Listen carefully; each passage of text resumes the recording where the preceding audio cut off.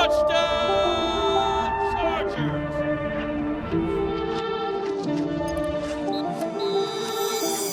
What's up, guys? Welcome into a brand new episode of Chargers Weekly, episode number 2 from Indianapolis. As always, joined by the voice of the Chargers, Matt Money Smith, and Money, another gem of a pod ahead. Yeah, look, there's all our friends are here, and they're kind enough to sit with us as they make the rounds. They got a lot of requests. They can't honor them all, and today, 3 of our favorites, CD, Charles Davis, just one of the, Tennessee cornerback when he was playing, and of course part of one of the premier productions on CBS when it comes to college games. He called the Charger Houston Texan playoff game and does a great job for NFL Network covering the Senior Bowl and the draft. So he's going to join us.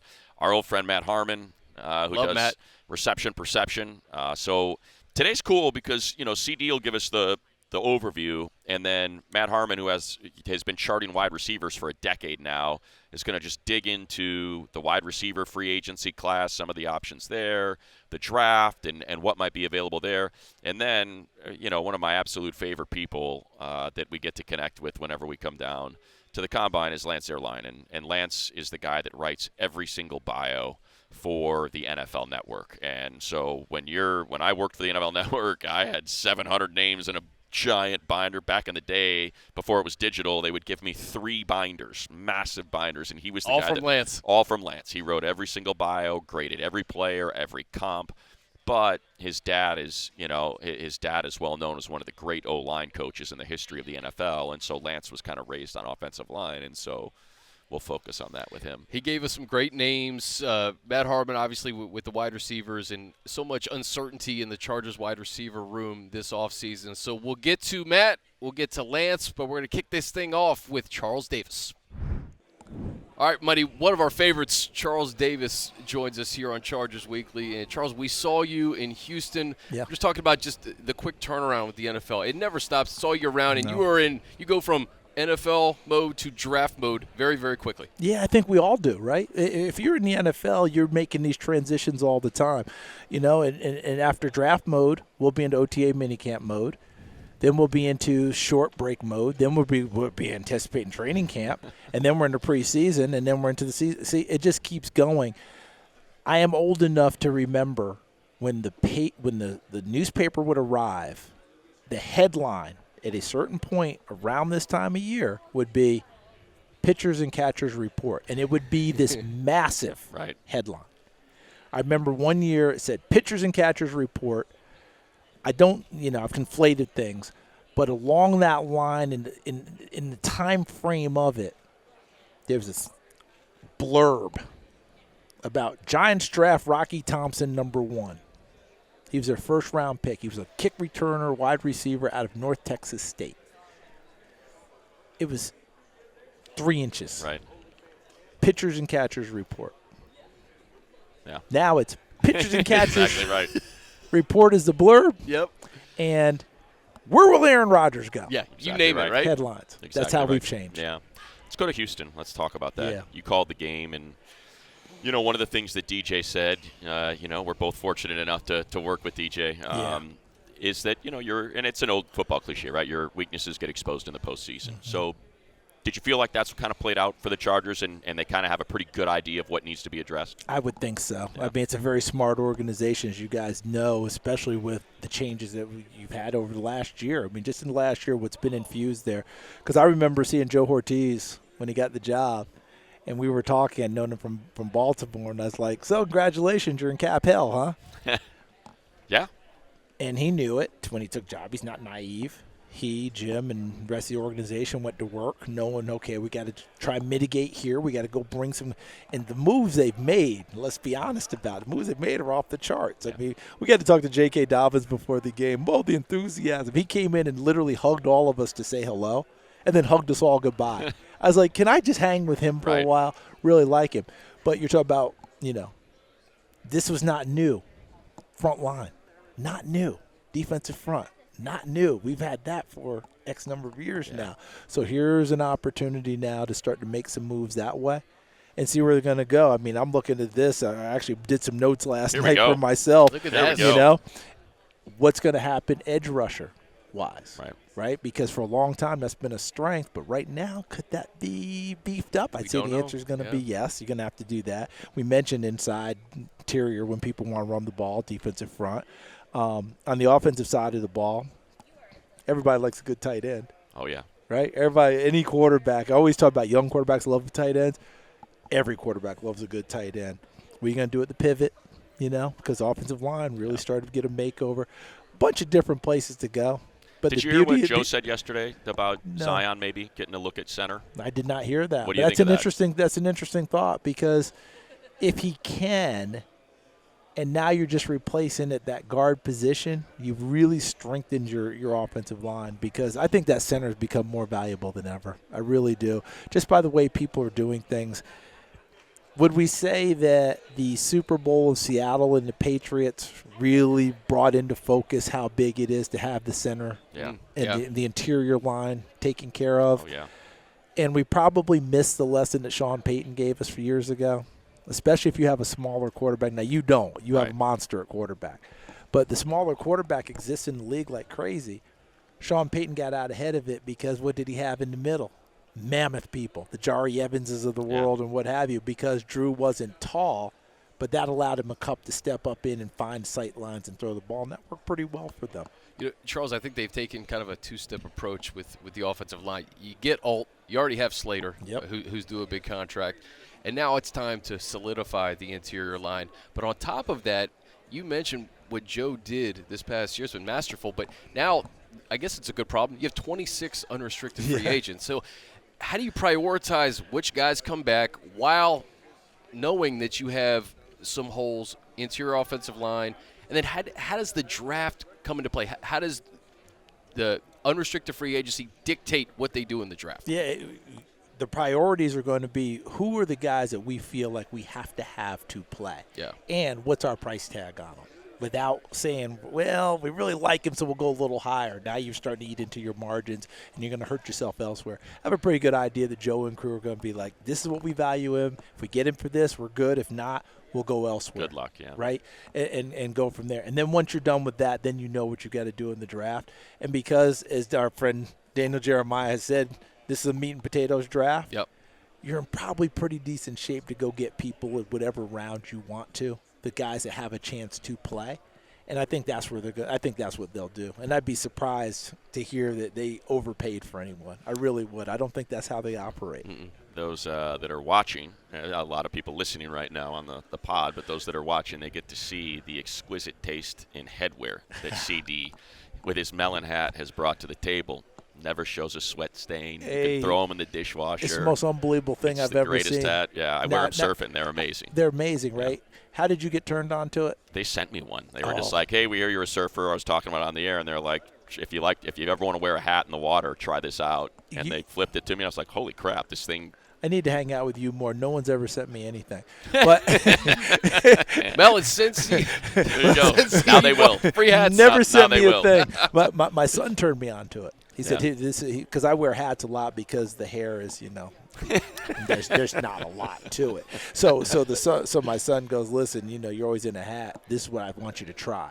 So I always let him pick my head. And there you go. He said, Game changer, huh? And he told me, he said, you're not going to want to wear anything else, and he's right. I brought 3 with me. There we go. Hey, your son knows. Let's get into the Chiefs, because people are taking shots at them now, saying, you look at this. It's the AFC West. It's a pain. It's been a pain for a while. It has for everyone. So what do you think moving forward? The challengers, you had Broncos and the Chargers make the playoffs.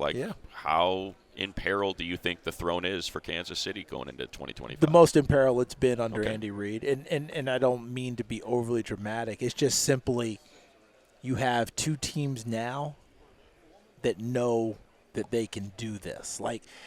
Even though you don't have the actual full evidence, the idea that the Chargers lost twice to them last year is still confounding to them. You flip it over to Denver. Was that a blocked field goal? Yeah, right.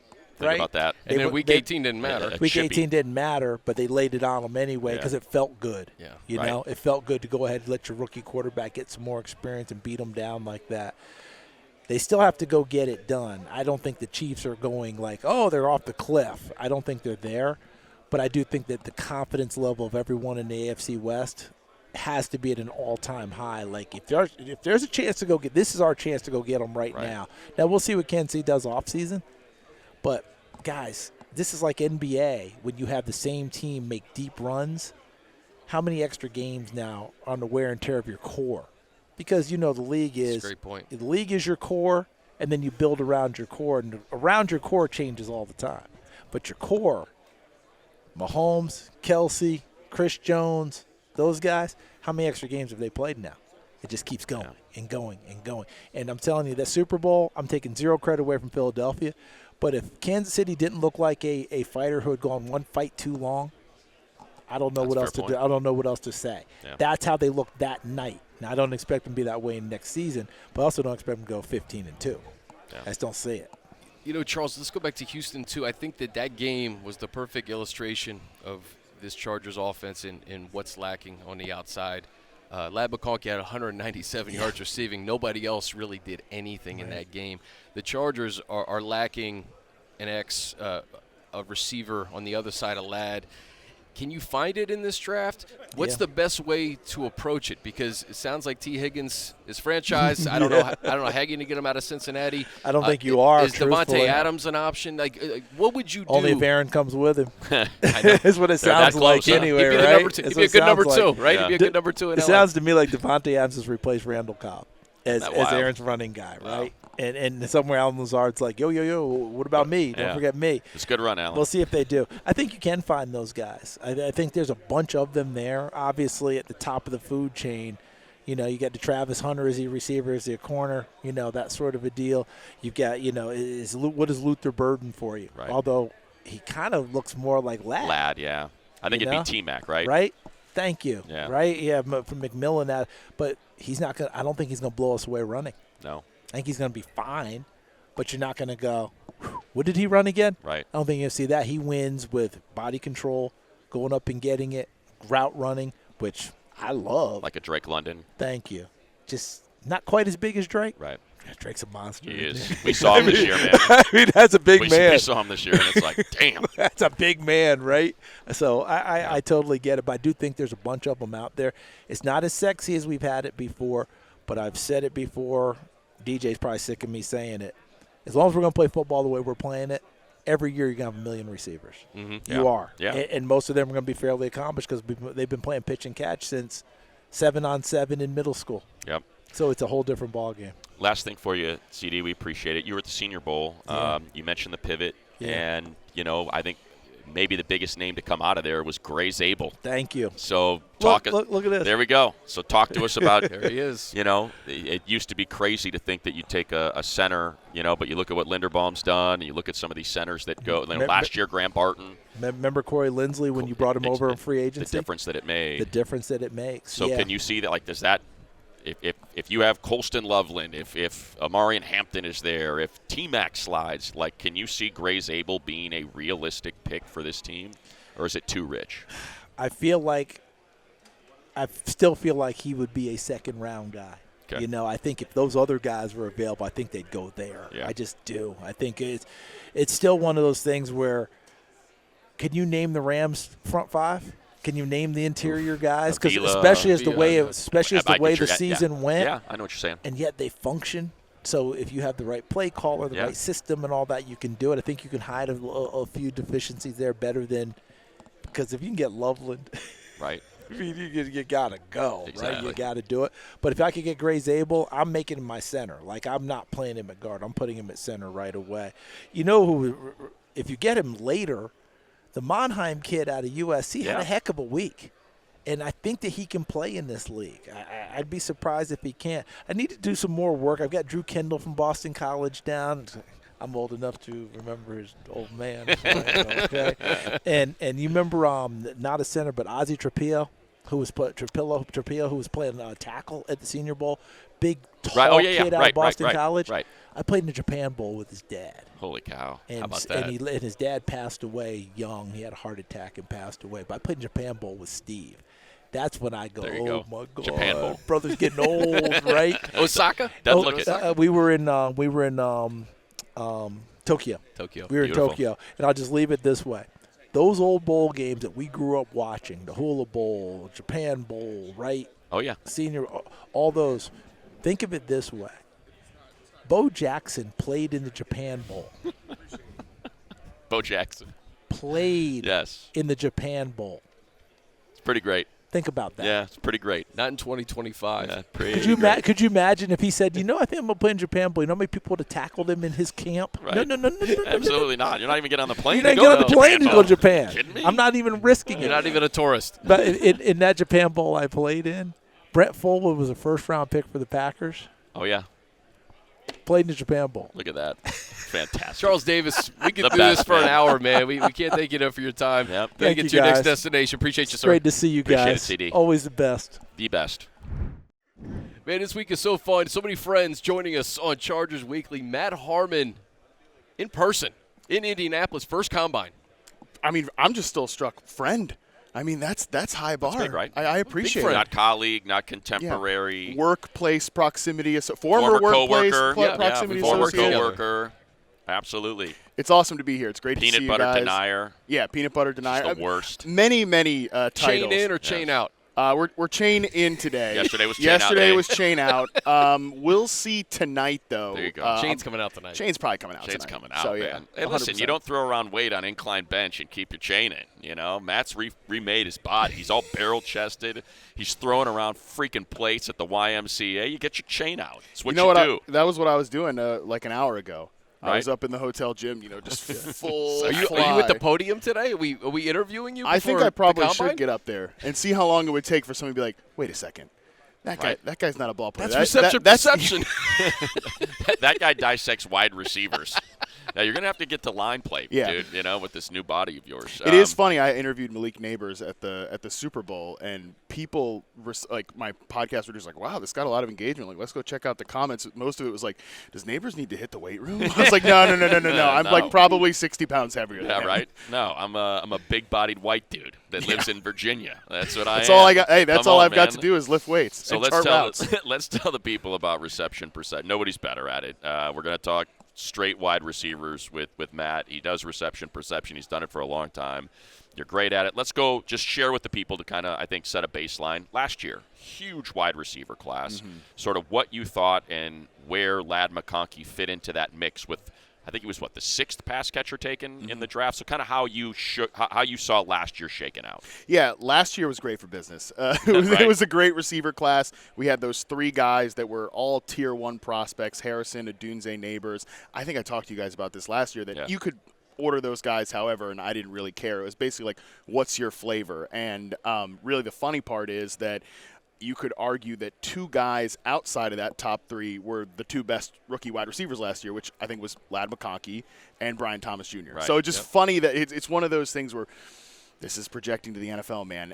Anything can happen. You get in the right situation, and some of those guys that are maybe Tier 2 or even Tier 3 prospects can produce in the right situation, which Ladd was certainly one of those guys. And, man, what an incredible rookie season he had. And I think he showed you very early on, like, all of the things that made him such an awesome prospect. There were some questions, right? Obviously, durability concerns, the playing time, and overall just where does he fit on an NFL field? Because I do think he got stereotyped as kind of like a bunny hop slot receiver. But, man, that guy's a real deal downfield route runner. And I think it was early on you could really see Herbert gravitate to him because of, like, when he's working in zone coverage, he's just always settling at the right spot. And, Herbert is such a smart, like, cerebral quarterback. That is really something that he values.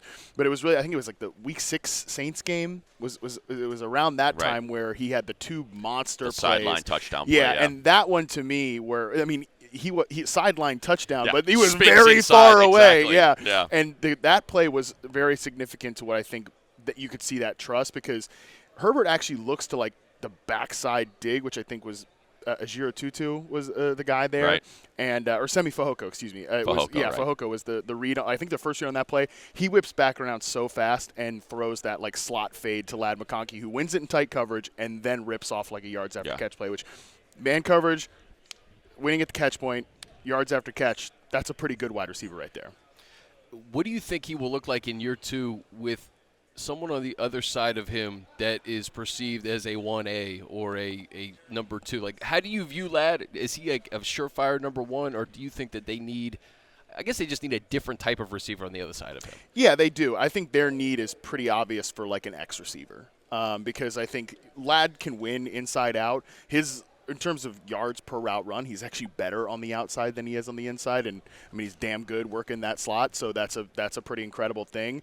For giving him someone that can kind of like move him from that flanker slot position is pretty crucial to me because I do think he's capable of being a number 1 receiver. Like, do you want to throw him the ball 160, 150 times in a year?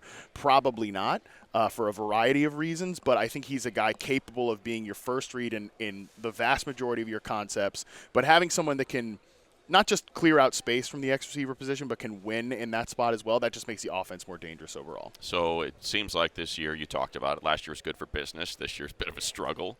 I think it might have been, was it Kuiper's mock draft that had T-Max sliding all the way to 22? Can you envision, like, what's your grade on McMillan versus, like, where he would have fit in last year and whether or not you think in a league that is desperate for wide receivers and they get paid a ton of money. So it's a premium position, whether or not it's realistic that guy's there at 22. Right, that's the thing for me because DJ had him slipping, Dan Jeremiah had him slipping to the Bucks as well, right? And I mean, to me, I struggle kind of seeing that happen, especially if he goes out because he's going to work out, right? Like he's going to run the 40. If he goes out and rips like a 4.52 or something like that, I think then he's locked himself into probably the top 15 picks. I don't care about his 40 time. Like, that doesn't really matter to me, but that does set the narrative of who you are as a draft prospect. When I watch him, and I'm still, like, working my way through the film on these guys for reception perception, it's always an 8-game sample if those are available. I'm, like, about halfway through that right now. To me, he's kind of charting out as more of like a tier 2 prospect. So that would have put him last year in the conversation with like Brian Thomas Jr. in that range, which again, he was made it to 20, whatever it was, at 26. I just think in this class though, he's the Travis Hunter kind of discussion aside, I think he's the best just receiver. And to me, like you said, it's such a premium position. The money is crazy there, and there's so many teams that need, like we just talked about the Chargers need an X. I can go down the list and tell you, like, a lot of teams need that skill set, and I just struggle to see him slipping that far. But, shoot, if he made it to L.A., that is exactly the guy we are talking. That's like the best version, the best outcome of what we're talking about from that position. And that's what we're trying to identify is, okay, if it's not in the draft, you know, there's rumors about guys like DK Metcalf and Devontae Adams and, you know, Tyreek Hill, all these different players. You know, we've talked about Chris Olave and Garrett Wilson. Who knows what's going to happen with the cap situations in New York and New Orleans. If you had to scour the league in terms of guys who could be available via trade or just straight-up free agents, who do you think makes the most sense for the Chargers? That Adams one, I mean, makes a ton of sense to me. You know, he wants to play on the West Coast. Don't blame him. I'm a guy that moved away from the West Coast. A stupid decision. He chose poorly. Chose poorly. If I'm him, I love the idea of getting back there for sure. And, again, he's somebody that can play the X receiver position. Now, he moved around a little bit with the Jets last year, but he can play at that spot, be kind of the backside ISO guy, allow you to move Ladd McConkey into a bunch of different positions, maybe work him off like full-speed motion concepts. There's a lot you can do there, having that guy who's also a credible threat. I mean, once he hit the field for the Jets, it allowed Garrett Wilson to really do a lot of this like move around stuff we're talking about. So I think he would be a great fit. You know, if he's available, if it fits, they have a lot of cap space to do it. I'm just curious, like, where the Chargers view themselves as. Like, how close are they? How much do they want to push the chips into? I think they feel like they're there. And I think they should feel that way. You know, they have the quarterback. They have the head coach. You've got a lot of these, like, pieces that outkicked their coverage last year, maybe outkicked expectations. Can we get an interior offensive line locked in here? Can we get one more pass-catching threat? Because that just – and, you know, you got needs on the defensive side, too. You got things to check off there. But offensively, I do feel like they're right there, and a piece like Adams would be an ideal, you know, kind of archetype for that. If we get beyond that, I mean, there's just not a lot of guys in this free agent market that fit into that, like, potential X-receiver bucket. Yeah, the Olave thing has always been interesting, and obviously there's that Southern California connection as well. Yeah. That for whatever reason, it just feels like there's always some sort of issue with the Saints and their pass catchers. Yep. If for whatever reason they decide to make him available, and I know the concussions are kind of scary in doing that thing, but, I mean, he is also a perfect fit, right, for kind of the way he plays. He would fit in right there, wouldn't he? I think so. And I think he is a guy who has a lot of untapped potential. Right. From a production standpoint, for sure. It just felt like him and Derek Carr were never quite like a good fit for each other. And, like, sometimes you can be we could haggle about where Derek Carr ranks in terms of NFL quarterbacks, but he's a starting quarterback in the league, and Olave is a guy that should be kind of on that upward trajectory. But some guys just don't see the game the same way. Their styles don't fit in together. I don't think that would be an issue in this offense where, again, you're getting so much play action, you're getting shot plays. Like, that really fits into Olave's skill set because when I've charted him out his first 2 seasons especially, I mean, awesome separator, another guy that just gets open, and that really is what you felt lacking. I've never seen a freaking playoff box score like the one that the Chargers had, where it's just Ladd McConkey has 197 yards, and the next highest is like 18 or something like that, or was anybody even in double digits? It was absurd. I've never seen a wide receiver split like that because the other guys just can't consistently separate. If you can get somebody like it's the idea of a big ball winning X receiver, that's one thing, but if you have 2 guys who are uncoverable, it's a pretty good start. Joshua Palmer, unrestricted free agent. A lot of conversation about Quentin Johnson in his second year. More of a mixed bag, but he had some good games. How do you view Quentin coming into 2025? I think you can get away with him being your third receiver. The problem is, like, he's a volatile player. I think that's always going to be the case. I don't think he's useless. I think this is just what happens to guys who have drops in big moments. They immediately start getting, like, it spirals. Like, you start taking away everything that they do bring to the game. And I do think there are things that he does really well. I think he needs role catering. We've talked about this a lot. We've talked about it previously. He can't just be an X receiver. That's not his game. Right. The ball tracking is an issue. Winning against press coverage consistently is an issue. But he's a run after catch threat. I think he works on these, like, in-breaking routes. And I would say from literally the first game, I remember watching the Chargers this past season. It's like, wow, this coaching staff has such a better understanding of what this guy is than the previous group that drafted him, ironically enough. Because there was, like, a couple of plays where even in that first game, again, he's off the line of – he's still primarily lined up at X in that game, but he's off the line of scrimmage, and we're just working him on quick in-breaking routes and letting him go after the catch. And I was like, I could probably, like, group – the amount of times he did that as a rookie on one hand, so that is something that he can do, but I think he's somebody that you just don't want to be throwing the ball to 8, 9, 10 times again. You sprinkle him in like 3, I think that's perfect, and you can get something out of a player like that. I don't know how much you mentioned you're kind of trying to go through 8 games for reception perception. How deep have you gotten into the draft class this year? I've gotten about like 6, 7 guys in. What do you think of Matthew Golden? I think he's interesting. He's kind of the hardest player for me to get my mind around right now because I think the 3-4 games I've had are a little bit of a mixed bag. It kind of gives me like Jordan Addison vibes a little bit. Right. He's not a full field consistent separator, but he has real big flashes. But there are moments where he wins like big time catches too, and especially late in the season for Texas. So I think he's a guy that I don't know if he's a future number 1 or something like that, but definitely someone you can kind of have in the rotation. And he's the one I'm probably still trying to get my mind around the most in terms of players who are projected in the first round. Other guys I think I've got like a pretty good grasp on, and sometimes that's the way it is. I can't remember who I was talking to yesterday because some people push back like, 8 games, like that's not the full season. Like you can talk to like scouts and stuff like that. They're filing reports on like 3 games, exactly. But sometimes after 1-2 games, I'm like, I get this player, but the standard is the standard, and we still do 8 games. But sometimes even 3-4 in, I'm like, I don't quite know where we are with this guy yet, and that's kind of where I'm at with Golden. Keenan Allen, Mike Williams last year, the big debate was, okay, are you going to keep Joey and Khalil versus those guys? They're both unrestricted free agents right now. Mike was obviously coming off a big injury. Keenan had some injury issues. What did you see from those guys this past year? Because, they're also unrestricted free agents who have history with Justin Herbert. Yeah, and Keenan said, like, I'm only playing in L.A. or Chicago. Right. Yeah. Line in the sand. Or Virginia. Yeah, we'll see.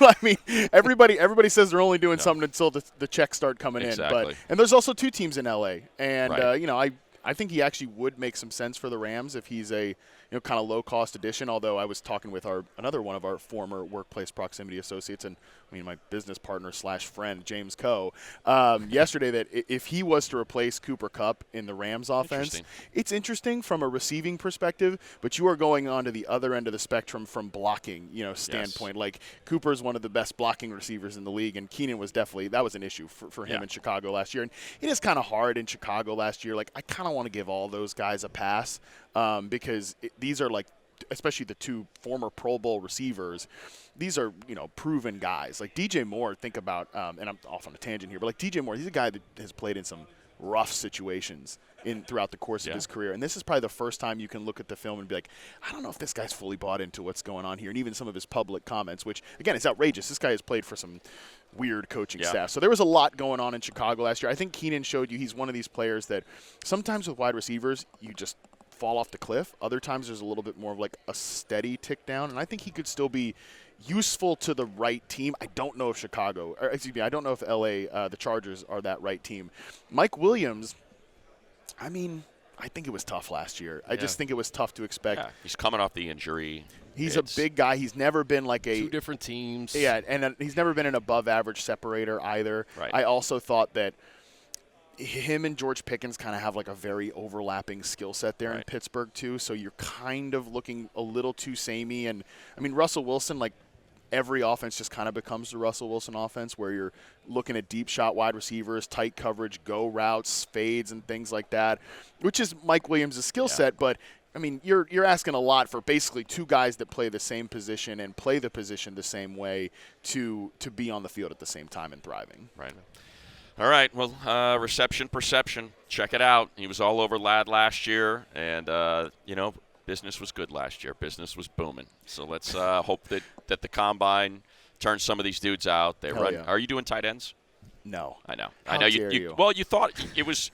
I was listening Don't to one you of the dare pods. ask a I remember when you were lovely kicking, question. No, you were kicking it around. You were kicking the idea around. What was it, last year or the year before? You were talking about tight ends. Am I not right? Am I misremembering No. that? You are remembering that the audience desperately wants to see some of the tight end charting. There's two problems with that. One, the technical answer is, I've been doing reception perception for 10 years now. There's over 10 years. There's a clear database. Like, I can tell you what each metric tells you. Like, this matters because of this, and this is where we know that this guy should play, all that stuff. We're starting the database over if we're including tight ends. It is a different position, even if the lines can get a little blurred. The non-technical answer is I'm a happily married man. Exactly. I'd like to stay a happily married man. And I got enough damn work with. There's like 50, 60 wide receivers I need to chart. You're not going to grind Will Dissly tape for us, huh? Exactly. I'll tell you what, gritty guy. Yes. All right. It's grit. That's it. Team grit. All right, Matt. We appreciate it, man. Appreciate you guys. Thank you, bro. Well, Monty, another one of our favorites. I can't believe it's been a year since Lance Zierlein joined us, and it was a draft where Joe Alt. Oh. Can you hear? He's good. Yeah. I'm just coming down a little bit. You're too loud, Chris. Oh, I'm sorry. No, it's just my radio. I just go to the producer. I say on the what is it called? I've been on radio 27 years. The Chargers Weekly host is the too return. loud. Yeah, down on the return. Yeah. I was just going up on my gain. I need a little bit more of me in my ear. A little bit more of me in my ear, please. That's a routine occurrence for me. I like me. Like me some me. I like me some me. I like me some me. Yes, exactly. Lance, we were just saying how you gave us all this great insight on the offensive line last year, and the Chargers selected the best offensive lineman in the draft in Joe Alt, and now the bookends of Rashawn Slater and Joe Alt going to be with the Powder Blue for the next decade plus. However, you may need to go back to the well. Here we go. This is how we get it started. You may need to go back to the well. I like the center well or the guard well. I like your bookends. I like your book. I think you always go guard well if you can. Well, you go best player available well, because I cover the Houston Texans, and so obviously really in tune with that matchup, the Chargers and Texans. Yeah. And DJ and I had talked a little bit during the week about strengths and weaknesses of the Texans, and I kind of gave him a scouting report. He gave me the scouting report on Chargers. And the one thing that really stood out was this could be trouble, because the Texans can mix it up a little bit on the interior as rushers, and that was an issue for the Chargers last year. And I think that, strengthening that immediate weakness has got to be a priority. And I don't know that you do it with one pick. You may have to do it free agency and a pick, but this isn't a good free agent market. So you may need to go 2 picks. But the good news is it's a pretty good guard draft. You got some centers you can look at. So it can be taken care of. Probably need to do it inside the first four rounds, though. Let's, you know what? Let's start. Just I want to make sure I got it right. Let's start with the free agent market. You said it's not a good guard market, but obviously it's not a good free agent market in general. Yeah. But there may be a couple. So that's what I want to get at. So let's say if they try to mix and match, right? I don't know. Maybe they'll spend $22-24 million on Trey Smith. I don't know if I see them doing that. I don't know if I see Kansas City letting him it'd go. be a great fit. If I'm Kansas City, I can't let him go. Right. I just can't. You'll Especially catch a the franchise. Chargers. Yeah, you'll catch a tag from me before I let you go. Okay, so then let's go. I'm just going through the PFF rankings here. I don't know if these would be your rankings, but next in line is Will Fries. Looked good before he got hurt. Solid. How's that fit? So I think that's a fit. $15 million bucks a year. Well, is that what guards get this year? I mean, Houston needs them. Chargers need them. Everybody needs O-line, right? Boy, I'd like him for a little less if Okay. I could. But no, I mean, if money's not an issue, then yeah, Fries would make a lot of sense. A guy like Gray Zabel, who can play center or guard. In a perfect world, money, you want tackle guard or guard center. You always want position flexibility. Right. But you'd also not just get you out of a game in an emergency. I can start like Landon Dickerson when he came out of Alabama. He was a center at that time, but he can play guard, and the idea was he'll eventually go to center when Kelsey's gone. So you want guys who have dual starting flexibility when possible. The tackle to guard thing is usually you have a guy who's kind of short-armed or not big enough or whatever the case may be, or not maybe quick enough, depending on if you're going to more of a gap scheme like the Chargers have. And so you want somebody who's got the pass pro finesse. And so I think there are some players that can be found in free agency who fit immediately, who are veterans, and they won't have the bumps in the road that you're going to have with the rookie. So if you can get one. What about Tevin Jenkins? Obviously, maybe you got too much of a injuries head. and stuff. Maybe too much of a head case. Okay. I mean, Tevin is a talented player, but they've had to really hustle over there to get him motivated, although he came off of a really good season. When he's motivated, he plays really, really well. But,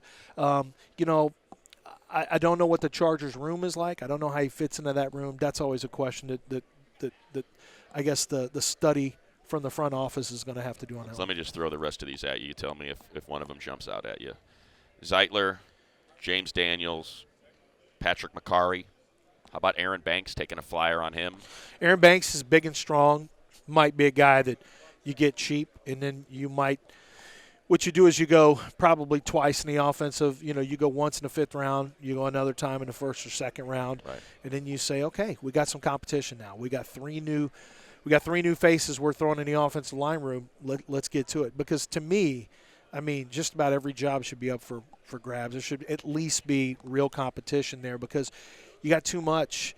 I mean, there's still some holes. You can get better running back. You can get better wide receiver. There's some spots to get better in the secondary. But you're not that far off if you're the Chargers. So you have to your approach needs to be pretty – it needs to be pretty aggressive. And this is only year 2 for this particular group of coaches. And so if you didn't get it done in year 1, your job should be up in the air in year 2. Lance, kind of a 2-part question here. Joe Ortiz said yesterday that they may experiment with Zion Johnson at center. You mentioned Gray Zabel, a guy who has a lot of positional flexibility in the interior. A, what do you think of Zion potentially at center? And B, would Gray Zabel be a solid pick at 22, or is that somebody that may slide to the 2nd round? I'd say it's too early, but here's the thing. Cole Strange was a 1st-round pick from New England. New England has gone Logan Mankins in the past. They went – New England always believed in if we get a good guard, we're going to draft a good guard. And we don't care. We're not going to play games with it. We'll do it in the 1st round. I don't think that's the worst idea in the world. Is that a little early for Gray Zabel? I guess, but who really cares if he becomes a 10-year starter? Like, what difference does it make if you drafted him? Because he's not going to be there when you draft in the 2nd round. He won't be there at 55. So he's not going to be there. So either you're trading back and hoping that he's still on the board, or you take him there. So I don't know. I don't know how you work it, but that's a guy that would make sense coming in at playing if Zion could give you the snaps, that's great. Is he a good snapper? Can he identify fronts? it may not require that. Zion's a very smart guy. Is he football smart? I don't know. I mean, you can be book smart. You may not have a great feel and instinct. Sometimes it doesn't matter. Sometimes the guards are making the calls and identifying the front. So Gray is a tough guy. As you mentioned, he has 3-for-1 position flexibility. Probably more emergency right tackle in the league, but starting guard, starting center, very strong core. So he can hold up to bull rushes. He was fantastic at the Senior Bowl, just really, really good, and much better than I had anticipated.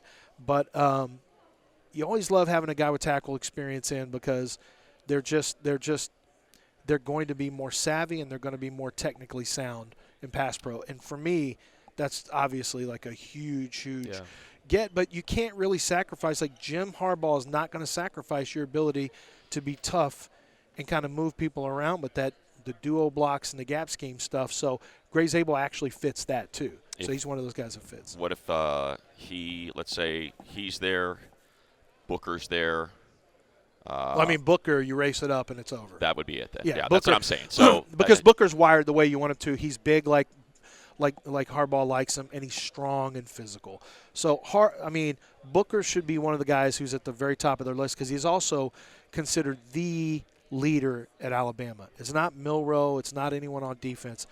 The leader is a guard. Of the team. Wow. So now you got a guy in a room that's already got a strong room with Alt. You got a lot of football character now with Alt and Slater and Booker. And Zion Johnson. Yeah. He's got a lot of football character as well. You got the right kind of room if you got Booker. I just don't think Booker is going to be there. I know he's not going to be there when you're drafted. So because what I'm telling you is what a lot of teams want. Right. And it wouldn't shock me if somebody moved up. It's crazy to move up for a guard, but there's not a lot of first-round guards. He's so 13 on DJ's top 50. Yeah, I mean, that's not where I have him graded, but where you have to slot him. And now DJ loves all the intangibles. The people at the Alabama program speak extremely glowingly of him. Well, if you think they're doing that to DJ and to myself, what do you think they're telling NFL teams? They're telling them the same thing. And so teams who say, man, we need somebody inside who's tough, who's a leader, who's Houston Texans, who I cover, they need somebody inside who's tough, who's a leader. Well, you draft ahead of them.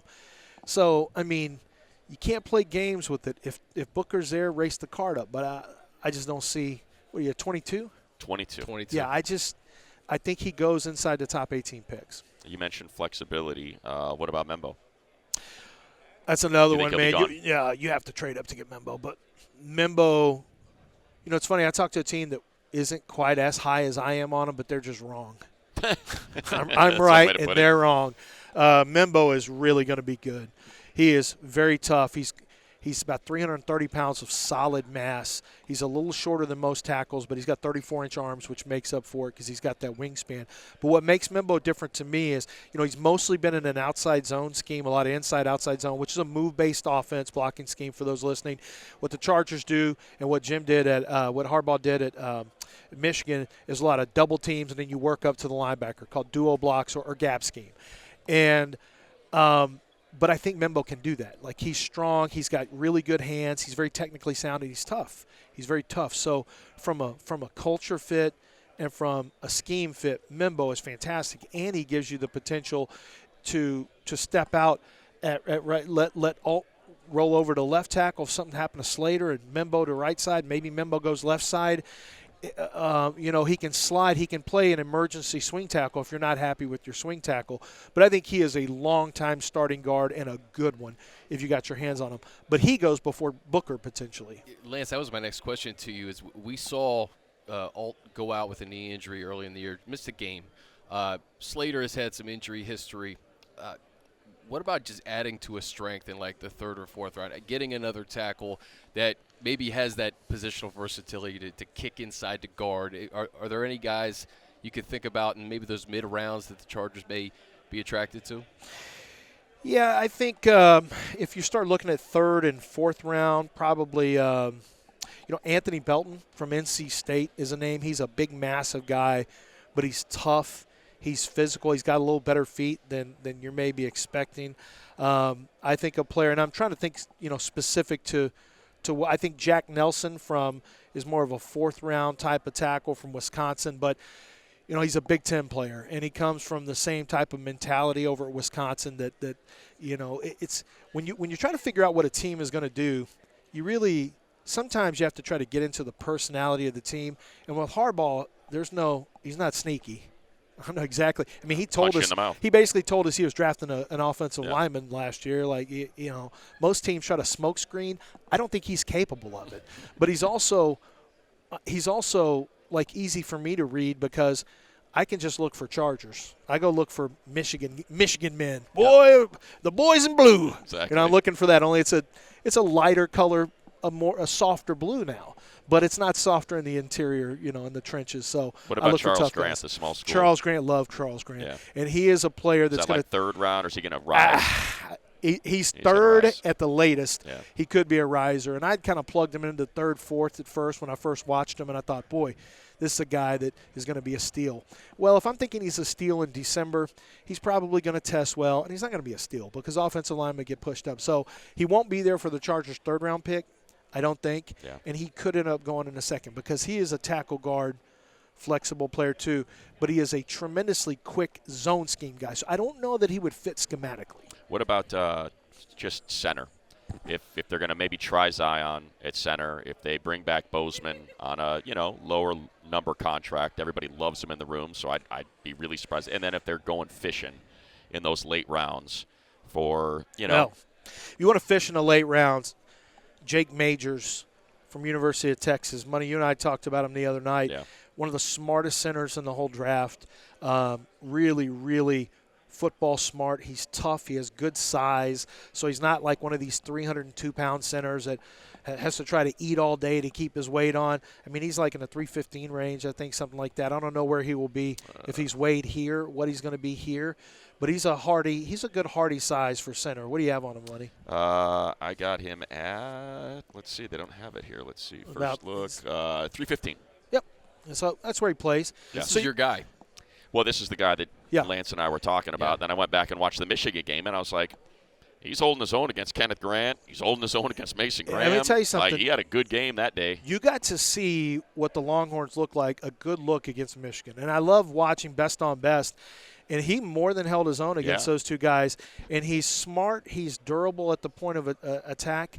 And, he's the type of guy that I think can become a starter even if you're taking him in the 5th or 6th round. And that's what you love to find. There's a lot of centers who start in this league that were 5th, 6th, 7th, and undrafted. Well, usually like 5th, 6th, and undrafteds.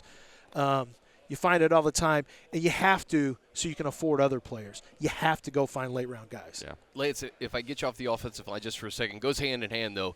I don't know if we're seeing a running back renaissance. You see what Saquon did to lead the Eagles to a Super Bowl victory. You saw what Derrick Henry did in Baltimore. The Chargers could use an Omarion Hampton, an Ashton Genty.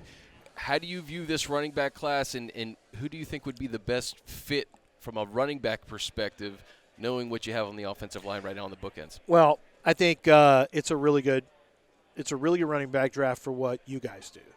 There's some hammerheads in here. There's some tough guys, some physical players, and it happens to be very deep. I mean, you can go find guys in the 5th round who are going to 5th and maybe 6th who can come in and give you good number 2 carries. You want to find a number ones are in this draft as well. Omarion Hampton, to have 2 first-round, maybe 3 first-round running back, I think Travion Henderson's going to test well, and he could be a real wild card after what Jahmyr Gibbs has been able to do. Ashton Genty's going to go high. But Omarion Hampton is the perfect kind of right down the middle, no gather his feet. He's accelerating into and through contact. He's a big guy. He's been extremely healthy.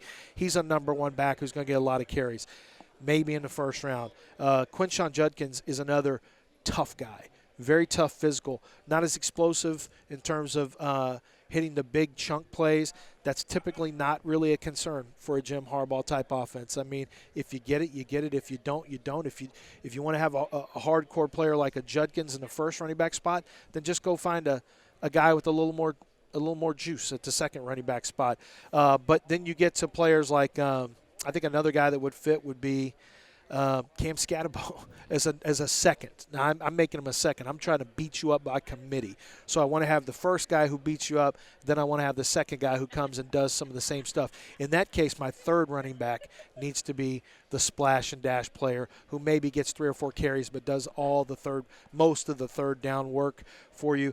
But you can go into the 4th and 5th rounds, Montrell Johnson out of Florida, Jordan James out of Oregon. These are guys who are extraordinarily physical and who have a certain mentality. And this is a great draft for mentality running backs. You know, guys that are going to get between the tackles and keep it between the tackles.